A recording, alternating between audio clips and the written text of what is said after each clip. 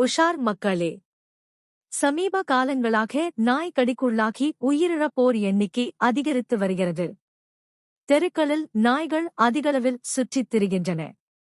நாய் கடி குறித்த தெளிவும் முதலுதவி சிகிச்சை குறித்தும் பொதுமக்களிடம் அதிகளவில் விழிப்புணர்வும் ஏற்படவில்லை. பலரும் மருந்தகங்களில் மருந்து வாங்குகிறார்கள். இது தவறு. உடனடியாக சுத்தமான தண்ணீரில் நன்கு காயத்தை கழுவிவிட்டு உடனே மருத்துவரை அணுகுங்கள். அந்த இடத்தில் தேய்க்க கூடாது. தேய்த்தால் நோய்க்கிருமிகள் பரவ வாய்ப்பு அதிகம்.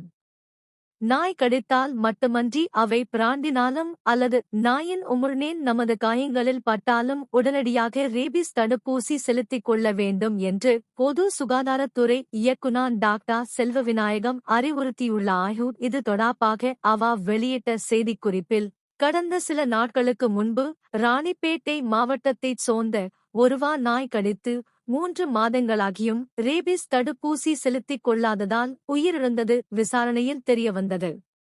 ரேபீஸ் தொற்றுக்குள்ளான நாய், பூனை, ஆடு, மாடு மற்றும் வீட்டு விலங்குகள் கடிப்பதால் அந்த பாதிப்பு மனிதர்களுக்கு ஏற்படுகிறது.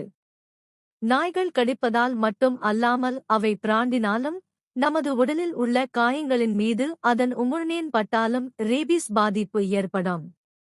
பொதுவாக நாய் கடி, கீறல் ஏற்பட்டால் அந்த காயத்தை குறைந்தது 15 நிமிஷங்கள் சோப்பு மூலம் தண்ணீரால் கழுவ வேண்டும். ERV எனப்படும் ரேபீஸ் தடுப்பூசிகளை 4 தவணைகளாக செலுத்திக் கொள்வதன் மூலம் அந்த பாதிப்பிலிருந்து விடுபடலாம். அனைத்து சுகாதார நிலையங்களிலும் மருத்துவக் கல்லூரி மருத்துவமனைகளிலும் ரேபீஸ் தடுப்பூசி செலுத்தப்படுகிறது. நாய் கடித்த முதல் நாள், 3வது நாள், 7வது நாள் மற்றும் 28வது நாளில் தடுப்பூசிகள் செலுத்திக் கொள்ள வேண்டும். மேலும் ஆழமான காயமாக இருந்தால் அந்த இடத்தில் இம்யூனோகுளோபுலின் தடுப்பூசி கூடுதலாக செலுத்தப்படுகிறது.